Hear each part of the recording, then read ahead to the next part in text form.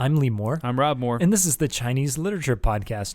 Rob, today we're coming to the end of the novel. The end of the journey. We've journeyed to the west. All the way to the end and back to the east. Yes. Well, we'll eventually get back to the east. And this may be the end of the Maybe series. the last one. We're working hard, dear listeners, to schedule a follow-up discussion with a colleague on multimedia adaptations of this, of which there are many. As I think we discussed in the very first podcast, this novel has been hugely influential in Japan and Korea. Yes. Even in the U.S., I mean, you can kind of think of the Pokemon phenomenon as kind of an extension of Journey to the West. It's not exactly the same thing. It's not derived from the same thing, but there are elements of it. Yes, and we'll try that. COVID being what it is. Me getting ready to move as I am, scheduling can be tricky. So hopefully we'll get that done. If not, this will be our last podcast on Journey to the West because we have journeyed long and well. You're right, Rob. We have journeyed long and far. In fact, we've traveled 5,048 days, gotten 5,048 scrolls. That's a lot of journeying. I should point out, dear listener, that the scrolls that Lee talks about, well, you'll hear about momentarily. We're going to talk about the scrolls they receive, which was the whole point of the journey in the first place. But the numerology there is no accident. Numerology figures pretty heavily throughout this. And not even in a sort of a coy way. It's fairly standard throughout Chinese classical fiction.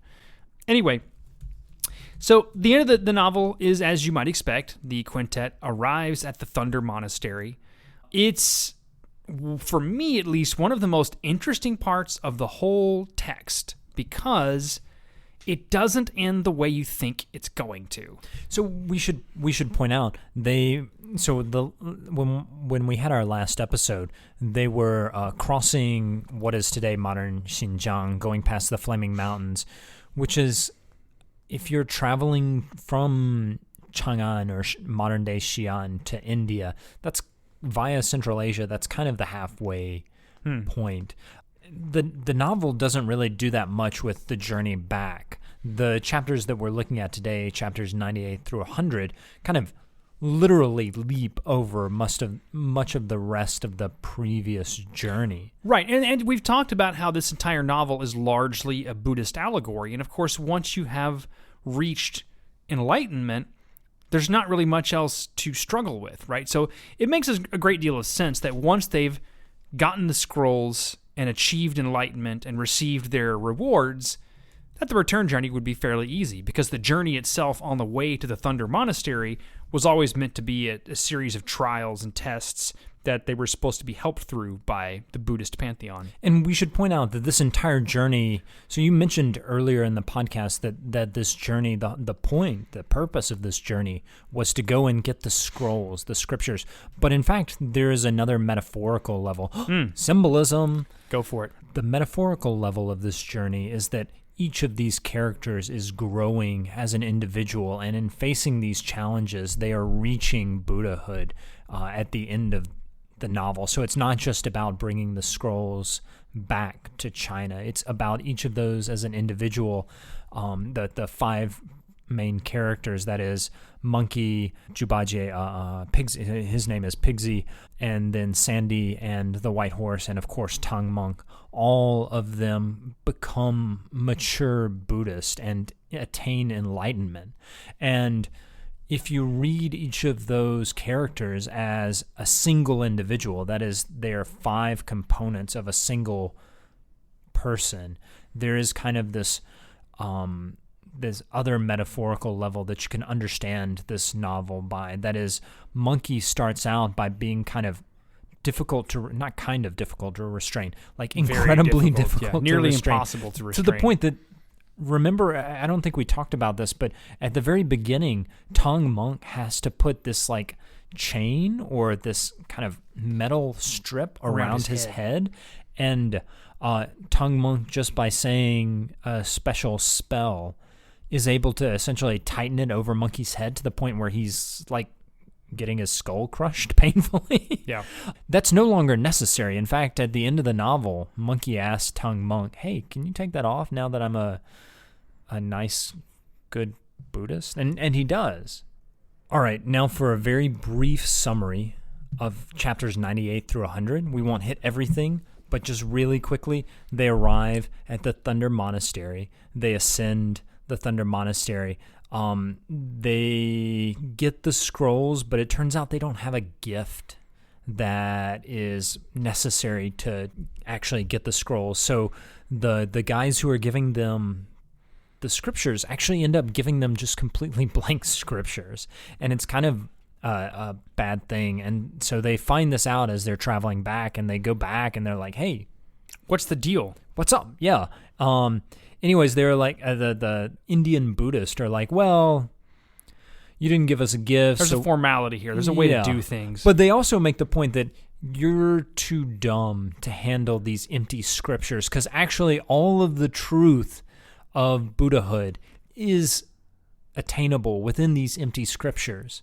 So we'll actually just have to, give you the real ones because you're too stupid to understand this object lesson. And then so they travel back through China. They're on a magic turtle crossing a river. Which sounds like an acid trip. I'm sure someone's had that exact sequence happen to them. If not, after listening to our podcast, they might. Certainly will. Yeah. Anyways, they're crossing a river on a magic turtle, and the Buddhist deities go, hey, they actually haven't achieved the magic number of adventures that they were supposed to have, which I believe is 81. No, is it 81 or 90? 9 times 9. Oh, yeah, sorry. My math is bad. I was going to say 91. 9 times 9. 91. Look, we study this is not a zoology podcast, and it's not a math podcast. So we can't tell the difference between a turtle and a tortoise. Or numbers. That's fine. Anyways, so they're supposed to have 81 adventures. They only have 80, and so the Buddhist deities kind of get the turtle to leave them, I was going to say high and dry, but it's the exact opposite. Low and wet.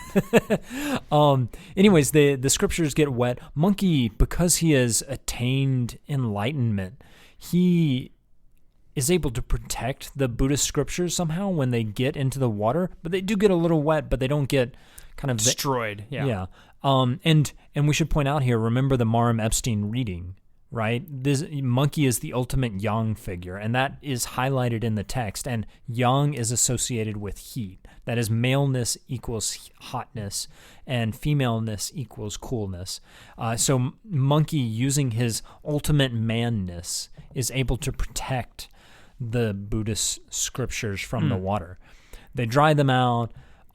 They leave them on the rocks to dry out. Some of them kind of peel onto the rocks, so they end up losing a lot of the scriptures, which kind of becomes a just so story for why China doesn't have all of the scriptures. And that feeds into Buddhist theory later. But they take the scriptures back. They go back to the Tang emperor. He's like, hey, this is great, and then they just kind of celebrate, and then the chapter 100 is very listy. I don't know if you it's just kind of like a bunch of different lists of things with some, I hesitate to call them plot, but it's just a bunch of lists about accomplishments and things. So part of this is a just so story to explain why China doesn't have the full scriptures, and that plays into Zen Buddhism, because Zen Buddhism, which in China is actually Chan Buddhism, so the Japanese version is derivative of the Chinese version.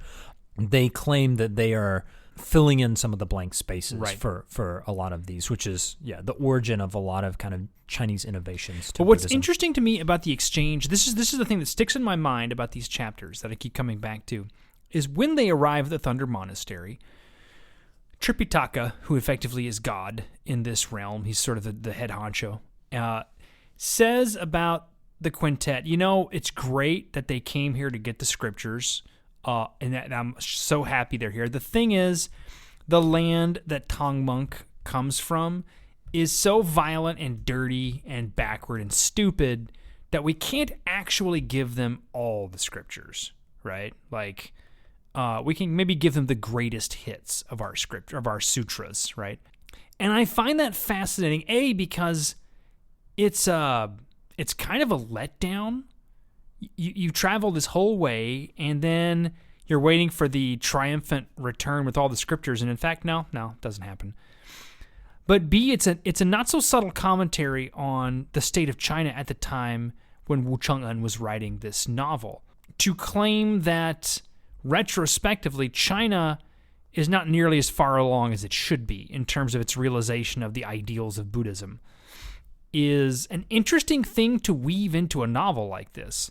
So it's interesting. So you mentioned this kind of question of Chineseness, and I find this novel, one of the things I love about this novel is that it's so fascinating because it seems to be going towards these two extremes of and how it contemplates Chineseness. On one hand, it's a novel about people leaving China because China doesn't have something. China lacks something. And the novel is very open about this. And Buddhism, in some ways, especially in its earlier forms, is a very kind of, it's understood to be an anti-Chinese religion when it arrives in China. Yeah. So I'm particularly thinking of Han Yu's Discourse on the Buddha's Bone, where he says, he hates Buddhism. Han Yu does. And this is a Tang Dynasty figure who's one of the most impressive writers from the Tang Dynasty. Which is saying something. Right? Anyways, he just destroys Buddhism as this kind of anti-Chinese religion. And that discourse has always been there in Buddhism, and it comes out in this novel as like China's not really that great. China has to go kind of borrow stuff from India and other places in order to be complete. But what's interesting in this novel is, at the same time, other chapters will be kind of praising China. So in some of the earlier chapters, I think 10 through 13, if I remember correctly. When Tang Monk is being chosen to go choose the scrolls. Tang Monk is chosen by the Tang Emperor, and there's all this kind of praise for how awesome China is. 98, so chapter 98 that we're looking at today is very much down on China. It's just kind of like the Buddhist deities in India are kind of like, well, they're not very smart. I don't want to take all our sutras and just throw them down the garbage disposal that is China, right? But chapters 99 and 100 are super pro-China, I think. Or pro-Tang court. See, this is where we get into tricky sort of territory. But I would argue that in this novel, the Tang court is understood in terms of the essence of China. Exactly, right? Like, and that's still to a certain degree true today, that the Tang is understood as the essence of all that is great about China. Classical culture, yeah. In the early chapters you mentioned, one of the things that I find fascinating, though, about the emperor's sending out of Tang Monk is it's not from a position of power, but humility. The emperor goes, holy cow, you're right. We do not have all the sutras we need. We're lacking all this stuff. We need to find someone to go get it, right? And so they find someone to go get it. And that's an interesting one because it positions the Tang emperor, or at least in classical culture would have been the apotheosis of everything that is good about China, is humble. He's positioned as this figure who has a lot of power, but recognizes his limits and his lacks and knows how to go and get what he needs, right? And in the end of the novel, you get that as well. The Tang court is presented as very opulent, but mostly they're super excited to finally have this thing that's going to make them better. So it's a combination of denigrating and praising China, but even when the novel's praising China, it's always praising some element of humility, I think. So if we look back to Volume 1 of Anthony Yu's translation on page 290, there is a ton of stuff about how awesome the Tang court is. And yeah, I just really kind of, there's almost this kind of whiplash with the concept of China in this novel, where you'll go from one chapter and it seems like it's kind of dissing China, and the next chapter it's praising China as the center of the world, and then it goes back to, well, not really. Well, maybe it's the terms that are interesting, though, right? Because you're right that the Tang court is praised as opulent, powerful, maybe possessed of a great deal of intelligence and all that, but it still recognizes that it lacks something. And then at the end of the novel is suitably impressed to get the thing that it lacks. So if I could just read a quote from Anthony Yu's translation. This is Volume 4, so we're in chapters 100. Chapter 100. Excuse me, chapter 100. So upon their arrival, that is the arrival of Tripitaka and his 4 disciples, upon their arrival at the hall, they saw the opulence of the great nation of China was indeed different from all ordinary kingdoms you see. And then it has a long poem talking about how awesome China is. So that kind of back and forth, like China is the greatest, the center of the world. It's the greatest thing in the world. China's not really all that great. China's the greatest. China's not that great. It's jarring. And what's really fascinating to me, and it's fitting that this is our last podcast, at least on the text itself, is that this is one of the quintessential Chinese novels. This is literally one of the 4 great novels of the Ming. The 四大名著. 四大名著. Okay. The 4 great famous works of the Ming. Yeah. It's... No, sorry. That Ming is not Ming Dynasty Ming. That's Ming as in well-known, having a good name. Oh, right. Okay, thank you. Yes. That's a very important distinction. The other, so since we're here. Yes. The 三国演义, 西游记, the 水浒传, and so Hong Lo Meng is sometimes presented in that, but Hong Lo Meng is not a Ming Dynasty novel. It's a Qing Dynasty novel. Originally, I think it would have been Jing Ping Mei. So those would have been the Romance of the Three Kingdoms, Water Margin, and then Dream of Red Chambers or Story of the Stone. Although that's, like, as we said, it was written in the Qing. But it is a quintessential Chinese novel, but it presents Chineseness in such a problematic way. Far more problematic than I think it's popularly presented. You have Monkey, Sun Wukong, who is easily the most identifiable fictional character in China. He's the Mickey Mouse of China, right? Or because I'm getting ready to go to France, the Asterix of China. Like this figure that if you put him up on a billboard, everyone will know immediately who he is, right? Immediately. And yet, his entire existence in the novel is, as you say, designed to go outside of China to bring something back to China that it lacks. And he's a figure who may have been derived from non-Chinese sources, and at the very least, what he does in the first 7 books of this, the first 7 chapters of this novel, is undercut all of this Confucian order and try and overthrow it. And that's why he's interesting, is because he's not a Confucian character. He's overthrowing this kind of imperial Confucian rhetoric. He's chaotic. We keep coming back to this because we're a broken record this way. The first 7 chapters really are just fantastic. But the reason this is all fascinating to me is that there's a certain element of circling the wagons in today's China. We could debate endlessly about why it is that way, but certainly in the history of Chinese literature, some of the most famous stuff has always come out of an exchange, an interchange between other cultures and other literatures. So May 4th is coming out of this interchange between Chinese literature and Western literature and Japanese literature. And that is not to denigrate. It's not to say, well, Chinese literature isn't really even Chinese. It's just kind of global. No, it's not. But it is very interesting to see what the classics have to say about what it means to be Chinese. Now, you and I are definitely not experts on what it means to be Chinese, but from the perspective of this novel, which is certainly addressing Chineseness because it keeps going back to the Tang Court and talking about what's wrong with China, etc. It's a lot more fluid than you imagine classical sources presenting. And I would say it's also much more fluid than it is represented in its contemporary manifestations. When you have this novel, it's like it's represented as if it's the ultimate Chinese novel, but actually, it's problematic. Even when you think about it, except for Tang Monk, all the other characters are immortal beings. They're not even Chinese. They don't come from a place in China. It's not like Pigsy was born in, trying to think of a good obscure Chinese city name, but Hanzhong. There you go. Thank you. No, I know Bengbu. I stayed the night in a actually just a dismal place in the middle of Yunnan province called Bengbu. There were like 5 houses. Anyway, he's not from Bengbu. He's not from anywhere in China. The only one who's actually from the land of China is Tang Monk. All the rest are from effectively somewhere else. Now, we can kind of speculate endlessly about what all this means, and it will be fun to do so because we're literary students, etc. And we've had lots of beer thanks to our Patreon. We actually haven't had listeners. lots of beer. This is one beer, but it's a very strong beer. I always recommend drinking a strong beer when reading Journey to the West. And using acid. Well, I don't think you need to if you've read Journey to the West.